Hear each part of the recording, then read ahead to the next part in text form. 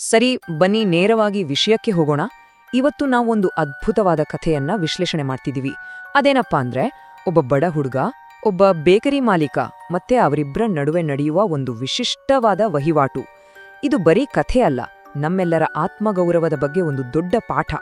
ಒಂದು ಸಣ್ಣ ಬೇಕರಿಯಲ್ಲಿ ನಡೆಯುವ ಈ ಘಟನೆ ಮನುಷ್ಯನ ಸ್ವಾಭಿಮಾನದ ಮೌಲ್ಯವನ್ನ ಹೇಗೆ ಕಟ್ಟಿಕೊಡುತ್ತೆ ಅನ್ನೋದನ್ನ ನಾವಿಲ್ಲಿ ನೋಡಲಿದ್ದೇವೆ. ಈ ಕಥೆಯ ಮೂಲ ಸಂಘರ್ಷಣೆನೇ ತುಂಬಾ ಇಂಟ್ರೆಸ್ಟಿಂಗ್ ಆಗಿದೆ. ವಾಸನೆಗೆ ಬೆಲೆ ಕಟ್ಟೋಕ್ ಸಾಧ್ಯನಾ? ಖಂಡಿತ ಇಲ್ಲ ಅಂತ ನಮಗೆಲ್ಲ ಅನ್ಸುತ್ತಲ್ವಾ?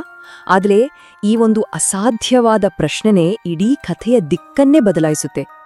ಕಾಣದ, ಮುಟ್ಟಲಾಗದ ಒಂದು ವಾಸನೆಗೆ ಬೆಲೆ ಕಟ್ಟುವ ಈ ಐಡಿಯಾ ಇದೆಯಲ್ಲ, ಅದು ನಮ್ಮನ್ನ ಕಥೆಯ ಆಳಕ್ಕೆ ಎಳೆದುಕೊಂಡು ಹೋಗುತ್ತೆ. ಕಥೆಯನ್ನೊಮ್ಮೆ ಕಣ್ಣಿಗೆ ಕಟ್ಟಿದ ಹಾಗೆ ಊಹಿಸ್ಕೊಳ್ಳಿ. ಒಬ್ಬ ಬಡ ಹುಡುಗ ಪ್ರತಿದಿನ ಸಂಜೆ ಒಂದು ಬೇಕರಿ ಹತ್ರ ಬರ್ತಿದ್ದ. ಆದ್ರೆ ಅವನತ್ರ ಏನಾದ್ರೂ ಕೊಂಡುಕೊಳ್ಳೋಕೆ ಒರಟ್ ಕಾಸೂ ಇರ್ಲಿಲ್ಲ. ಒಂದು ಕಡೆ ಬೇಕರಿಯೋ ಆ ಐಷಾರಾಮಿ ವಾತಾವರಣ, ಇನ್ನೊಂದು ಕಡೆ ಈ ಹುಡುಗನ ಬಡತನ. ಬರೀ ಬಾಗಿಲತ್ರ ನಿಂತು ಕಣ್ಣು ಮುಚ್ಚಿ ಆ ಬಿಸಿ ಬಿಸಿ ಬ್ರೆಡ್ಡಿನ ಪರಿಮಳವನ್ನ ಆಳವಾಗಿ ಉಸಿರೆಳೆಯೋದೇ ಅವನ ದಿನಚರಿಯಾಗಿತ್ತು.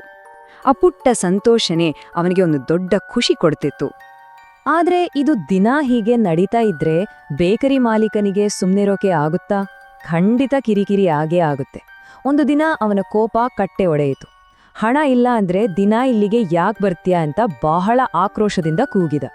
ಈ ಒಂದು ಪ್ರಶ್ನೆ ಕಥೆಗೆ ದೊಡ್ಡ ತಿರುವು ಕೊಡುತ್ತೆ. ಎರಡು ಬೇರೆ ಬೇರೆ ದೃಷ್ಟಿಕೋನಗಳ ನಡುವಿನ ನೇರ ಘರ್ಷಣೆಗೆ, ಒಂದು ದೊಡ್ಡ ವಾದ ವಿವಾದಕ್ಕೆ ಇಲ್ಲಿ ವೇದಿಕೆ ಸಿದ್ಧವಾಗುತ್ತೆ. ಆ ಮಾಲೀಕನ ಸಿಟ್ಟಿನ ಪ್ರಶ್ನೆಗೆ ಆ ಹುಡುಗ ಕೊಟ್ಟ ಉತ್ತರ ಇದೆಯಲ್ಲ, ಅದು ನಿಜಕ್ಕೂ ಹೃದಯ ಕಲಕುವಂಥದ್ದು. ಯಾಕಂದ್ರೆ ಈ ಬ್ರೆಡ್ನ ವಾಸನೆ ನನಗೆ ಹಸಿವನ್ನ ಮರೆತು ಇನ್ನೊಂದು ರಾತ್ರಿ ಓದೋದಿಕ್ಕೆ ಶಕ್ತಿ ಕೊಡುತ್ತೆ ಅಂದ. ಸ್ವಲ್ಪ ಯೋಚನೆ ಮಾಡಿ ನೋಡಿ. ಖಾಲಿ ಹೊಟ್ಟೆಯನ್ನ ಬರೀಯೊಂದು ಬ್ರೆಡ್ನ ವಾಸನೆಯಿಂದಲೇ ಅಧ್ಯಯನದ ಪ್ರೇರಣೆಯಾಗಿ ಬದಲಾಯಿಸ್ಕೊಳ್ಳೋದು ಅಂದ್ರೆ ಸಾಮಾನ್ಯ ಮಾತಲ್ಲ. ಇದು ಬರೀ ಬಡತನದ ಅಥವಾ ಹಸಿವಿನ ಮಾತಲ್ಲ, ಬದಲಾಗಿ ಬದುಕುವ ಮತ್ತು ಕಲಿಯುವ ಅದಮ್ಯ ಛಲದ ಮಾತು. ಆ ಮಾತು ಕೇಳಿದ ತಕ್ಷಣ ಇಡೀ ಬೇಕರಿಯೇ ಸ್ತಬ್ಧವಾಯಿತು. ಆ ಹುಡುಗನ ಪ್ರಾಮಾಣಿಕತೆ, ಅವನ ಅಸಹಾಯಕತೆಯ ಭಾರ ಅಲ್ಲಿದ್ದ ಪ್ರತಿಯೊಬ್ಬರ ಮನಸ್ಸಿಗೆ ನಾಟಿದ ಕ್ಷಣ ಅದು. ಆ ಮೌನ ಬರೀ ಶಬ್ದ ಇಲ್ಲದೇ ಇರೋದಷ್ಟೇ ಅಲ್ಲ, ಅದು ಎಲ್ಲರೊಳಗೆ ಉಂಟಾದ ಒಂದು ತೀವ್ರವಾದ ಭಾವನೆಯ ಸಂಕೇತವಾಗಿತ್ತು. ಆದ್ರೆ ಆ ಬೇಕರಿ ಮಾಲೀಕನ ಅಹಂಕಾರ ಆ ಸೂಕ್ಷ್ಮವಾದ ಮೌನವನ್ನ ಮುರಿತು. ವ್ಯಂಗ್ಯವಾಗಿ ನಗ್ತಾ, ಹಾಗಾದ್ರೆ ಆ ವಾಸನೆಗೆ ಹಣ ಕೊಡೋ ಅಂತ ಒಂದು ವಿಚಿತ್ರವಾದ ಬೇಡಿಕೆ ಇಟ್ಟ. ಇಲ್ಲಿ ಮಾನಸಿಕ ಸಂಘರ್ಷ ಅದರ ತುತ್ತ ತುದಿಗೆ ತಲುಪುತ್ತೆ. ಒಂದು ಕಡೆ ಕನಸನ್ನ ಹೊತ್ತ ಬಡತನ, ಇನ್ನೊಂದು ಕಡೆ ಕರುಣೆಯಿಲ್ಲದ ಸಂಪತ್ತು. ಇವೇಡ್ರ ನಡುವೆ ಈಗ ನೇರ ಹಣಹಣಿ ಶುರುವಾಯ್ತು. ಇಷ್ಟೆಲ್ಲ ಅವಮಾನ ಆದಾಗ ಯಾರಾದ್ರೂ ಏನ್ ಮಾಡ್ತಾರೆ? ಸಿಟ್ಟಾಗ್ತಾರೆ, ಇಲ್ಲ ಅಳೋಕೆ ಶುರು ಮಾಡ್ತಾರೆ ಅಲ್ವಾ? ಆದ್ರೆ ಆ ಹುಡುಗ ಹಾಗೆ ಮಾಡ್ಲಿಲ್ಲ. ಬಹಳ ಸಾವಧಾನವಾಗಿ ತಲೆ ತಗ್ಗಿಸ್ತಾ ತನ್ನ ಜೇಬಿನಲ್ಲಿದ್ದ ಕೇವಲ 2 ಸಣ್ಣ ನಾಣ್ಯಗಳನ್ನ ಹೊರತೆಗೆದ. ಆಮೇಲೆ ನೇರವಾಗಿ ಆ ಮಾಲೀಕನ ಕಣ್ಣಿಗೆ ಕಣ್ಣಿಟ್ಟು ಆ ನಾಣ್ಯಗಳನ್ನ ಝಣಝಣ ಅಂತ ಆಡಿಸ್ತ. ಅವನ ಈ ಒಂದೊಂದು ಹೆಜ್ಜೆಯೂ ಮುಂದೇನಾಗುತ್ತೆ ಅನ್ನೋ ಕುತೂಹಲನ ದುಪ್ಪಟ್ಟು ಮಾಡುತ್ತೆ. ಹಾಗೆ ನಾಣ್ಯಗಳನ್ನ ಆಡಿಸಿ ಆ ಬಡ ಹುಡುಗ ಒಂದು ಸರಳವಾದ ಪ್ರಶ್ನೆ ಕೇಳ್ತಾನೆ. ಆ ಶಬ್ದ ಕೇಳಿಸ್ತಾ ಅಂತ. ಮೇಲ್ನೋಟಕ್ಕೆ ಇದೊಂದು ಮುಗ್ಧ ಪ್ರಶ್ನೆ ಅಂತ ಅನ್ಸಿದ್ರು, ಇದರ ಹಿಂದಿರೋ ಬುದ್ಧಿವಂತಿಕೆ ನಿಜಕ್ಕೂ ಅಪಾರ. ಆತನ ಈ ಒಂದೇ ಒಂದು ಪ್ರಶ್ನೆ ಮಾಲೀಕನನ್ನ ಮಾತ್ರ ಅಲ್ಲ, ನಮ್ಮನ್ನೆಲ್ಲ ದಂಗಾಗಿಸುತ್ತೆ. ಇದು ಆ ಹುಡುಗನ ಚಾಣಾಕ್ಷ ತರ್ಕವನ್ನ ಎಷ್ಟು ಅದ್ಭುತವಾಗಿ ಬಿಡಿಸಿಡುತ್ತೆ ಅಂದ್ರೆ, ಕಣ್ಣಿಗೆ ಕಾಣದ ಮುಟ್ಟಲಾಗದ ಒಂದು ವಾಸನೆಗೆ, ಅದೇ ರೀತಿ ಕಣ್ಣಿಗೆ ಕಾಣದ ಮುಟ್ಟಲಾಗದ ನಾಣ್ಯಗಳ ಶಬ್ದವೇ ಸರಿಯಾದ ಬೆಲೆ, ವಾಸನೆಗೆ ಶಬ್ದವೇ ಹಣ, ಅದೇ ಪಾವತಿ. ಯಂತ್ರ ಅದ್ಭುತವಾದ ಲಾಜಿಕ್ ಅಲ್ವಾ ಇದು? ಇಡೀ ಆಲೋಚನಾ ಕ್ರಮವನ್ನೇ ಬುಡಮೇಲ್ ಮಾಡೋ ಲೆಕ್ಕಾಚಾರ ಇದು. ಮತ್ತೆ ಇಡೀ ಅಂಗಡಿ ನಿಶ್ಶಬ್ದವಾಯಿತು. ಆದ್ರೆ ಈ ಬಾರಿಯ ಮೌನ ಸಂಪೂರ್ಣವಾಗಿ ಬೇರೆಯದೇ ಆಗಿತ್ತು. ಆ ಬಡ ಹುಡುಗನ ಸ್ವಾಭಿಮಾನ, ಅವನ ಜಾಣ್ಮೆ, ಅವನ ತರ್ಕಬದ್ಧವಾದ ಉತ್ತರ ಅಲ್ಲಿದ್ದ ವಯಸ್ಕರನ್ನೆಲ್ಲ ಮೂಕ ವಿಸ್ಮಯರನ್ನಾಗಿಸ್ತು.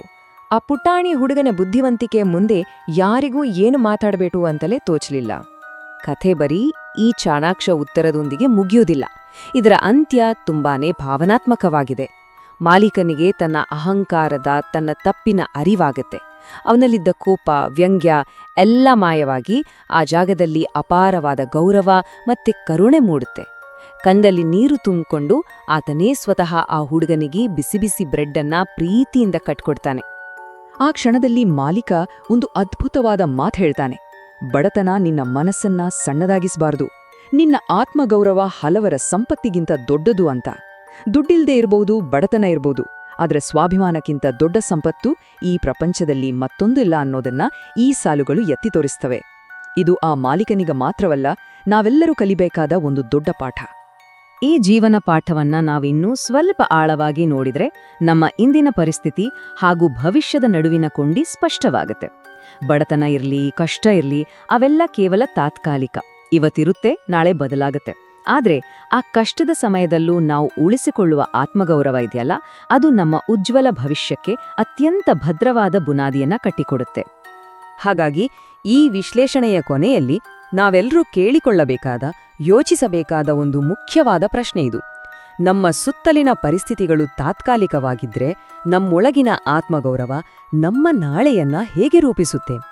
ಹೊರಗಿನ ಪರಿಸ್ಥಿತಿ ಎಷ್ಟೇ ಕಷ್ಟಕರವಾಗಿದ್ರೂ ನಮ್ಮ ಆಳವಾದ ಘನತೆ, ಸ್ವಾಭಿಮಾನ ನಮ್ಮನ್ನ ಹೇಗೆ ಕಾಪಾಡುತ್ತೆ ಅನ್ನೋದ್ರ ಬಗ್ಗೆ ನಾವೆಂದ ಖಂಡಿತ ಯೋಚನೆ ಮಾಡಬೇಕು. ಈ ಬಡ ಹುಡುಗ ಮತ್ತೆ ಬೇಕರಿ ಮಾಲೀಕನ ಕಥೆಯ ಮೂಲಕ ಆತ್ಮಗೌರವವೇ ಮನುಷ್ಯನ ನಿಜವಾದ ಶಕ್ತಿ ಅನ್ನೋದನ್ನ ನಾವೆಂದಿಗೂ ಮರೆಯದಿರೋಣ.